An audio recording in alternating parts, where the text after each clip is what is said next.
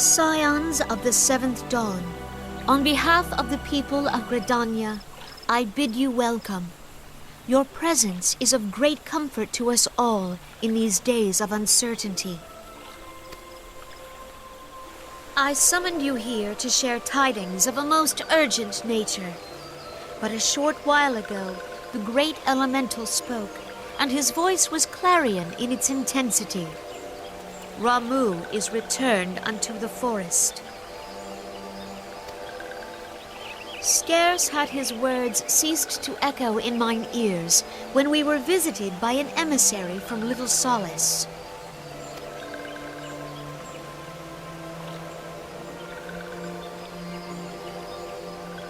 Our guest informs us that the sylphs too have sensed the presence of the Lord of Levin. Though his exact whereabouts remain unknown, we may safely assume that the primal was summoned within the heart of the Sylphlands. Unlike the other primals you have encountered, Lord Ramu is no raging avatar of destruction. He is revered as much for his wisdom as his strength, serving as both arbiter and guardian to his children. Given that we and the sylphs found a way to share the Twelveswood, it is my hope that this sagely immortal will be amenable to reason, and that conflict may be avoided. Blessed as you are with the power of the echo, you are one of the few among us who may commune with a primal without fear of influence. I would ask, therefore, that you represent us in this most delicate of negotiations. The Twelveswood has suffered enough. Upon this, we and the sylphs, and I would venture Lord Ramu himself, are in perfect accord. Let us not endanger our shared home by engaging in unnecessary hostilities.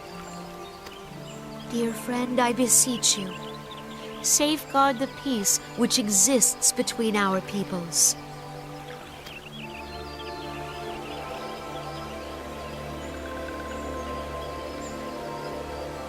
You have my thanks.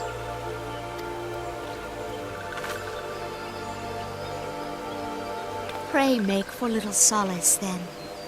A member of the Order of the Twin Adder awaits you there. He will advise you on how to find the Lord of Levin.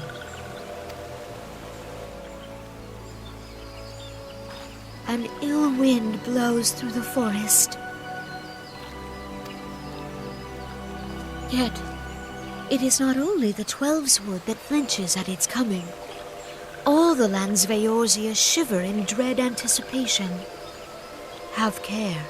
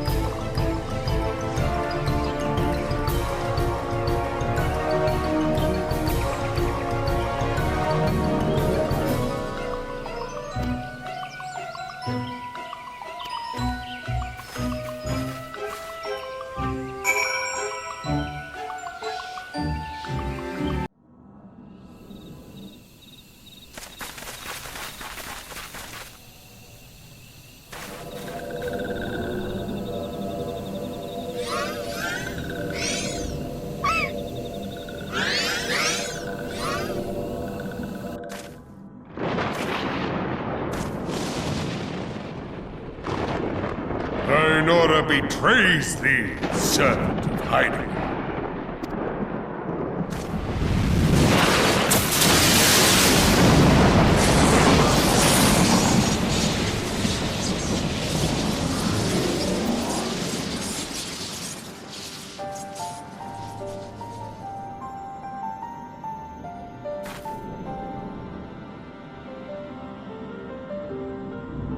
Thou art the bringer of light, bane of Ifrit, Titan, Garuda, and Leviathan. I am Ramu, guardian of the children of the forest. Thou tramplest upon sacred soil, bringer of light. By what right doth man intrude in this sanctuary of the sylphs? The Gridanians proffer peace?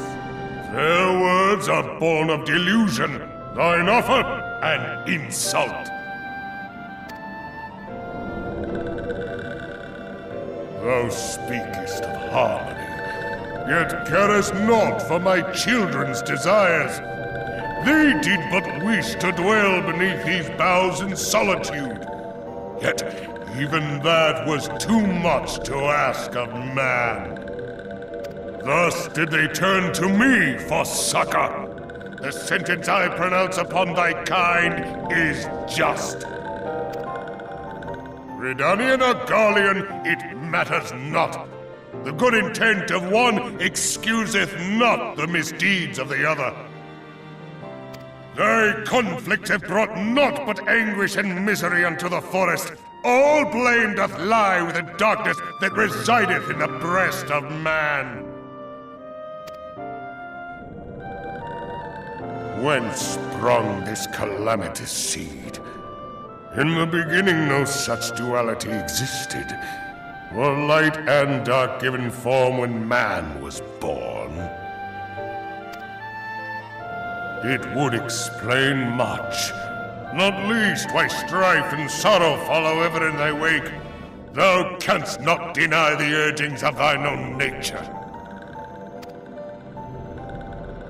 Knowing that thy mere presence here portendeth tragedy, wilt thou persist in this pretense of peacemaking?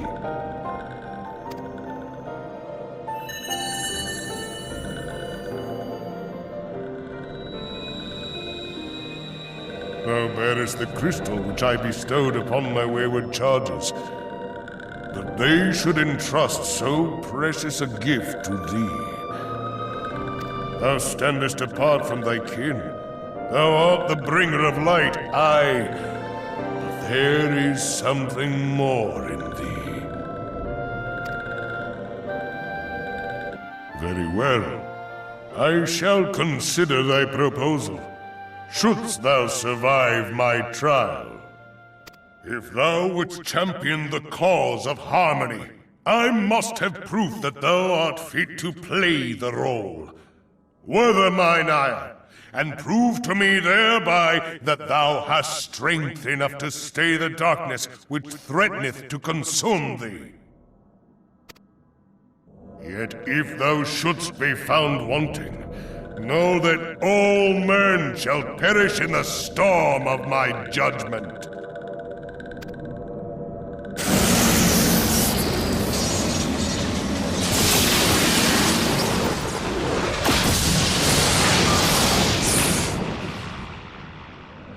Come to me, bringer of light. I shall await thee on the field of battle.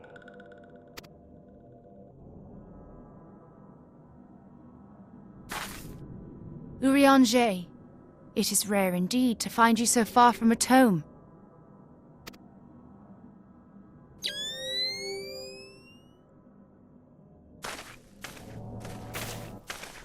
The Lord of Levin himself.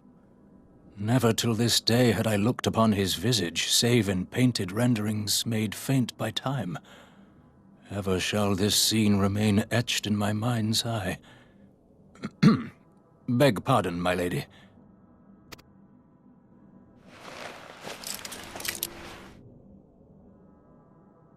I must beg thine aid on a point of research. If thou art resolved to face Lord Ramu, I would ask thy leave to observe the event.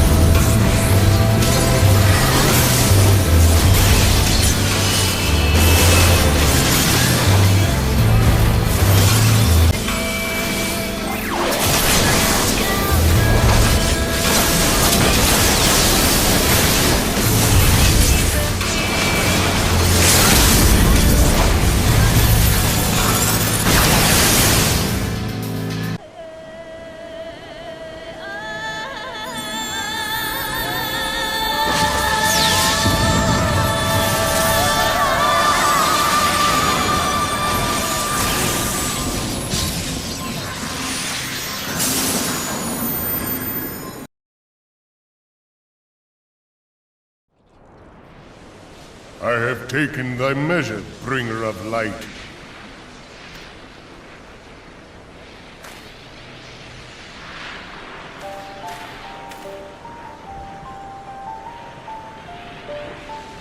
And I judge thee a worthy champion. The task of excising the sin that hath taken root in man's heart is thine.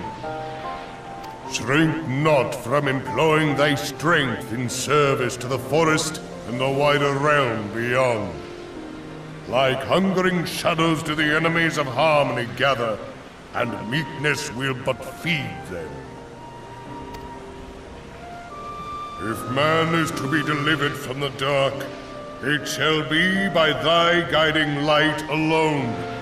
Stray not from the path, for if thou dost, thy people shall be truly lost.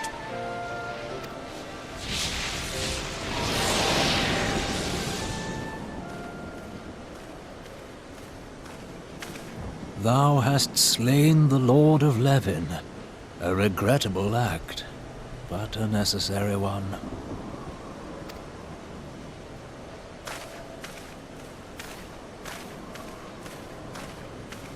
In witnessing thy struggle, a truth hath been revealed unto me. If I mistake not, it may yet prove a chink in the eternal armor of the Ascians. But let us conclude our present business. I shall expound upon my findings at the Rising Stones anon.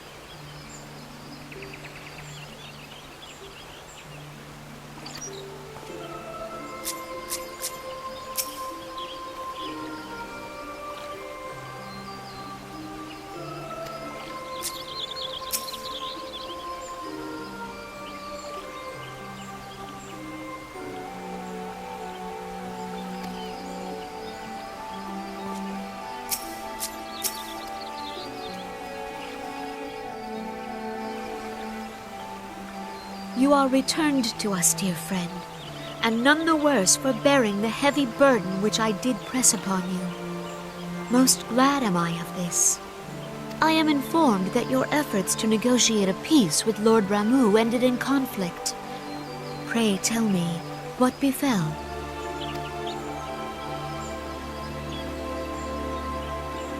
Ramuh made trial of you? I fear there is truth to his claim. It is the darkness within us that attracts the darkness without.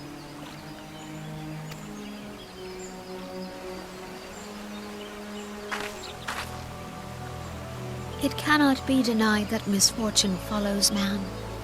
For evidence, one need only look to the conflict brewing in Cartano, or to the rising flood of refugees. Our shared struggle against the Empire should have served to seal our union. Yet the ties which bind the alliance strain under the weight of gross self-interest. As the scars of the calamity begin to fade, so too does our sense of common purpose. Yet now is scarce the time to forget our shared responsibility. If this new-sprung realm is to survive beyond its infancy, it must needs be nurtured by all.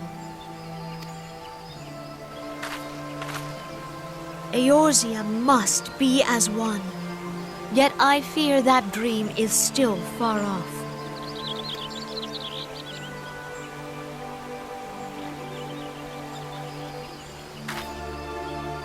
On behalf of the people of Gridania and the elementals both, I thank you for all that you and your fellow scions have done.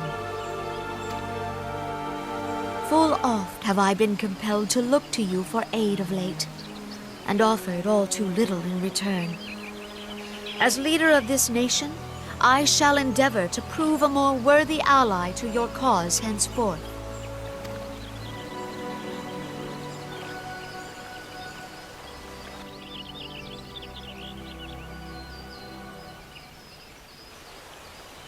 Lord Ramuh has departed, yet the keening of this ill wind grows no less insistent. Voices of the forest, pray speak and I shall listen. What unseen evil begets this unease in my heart?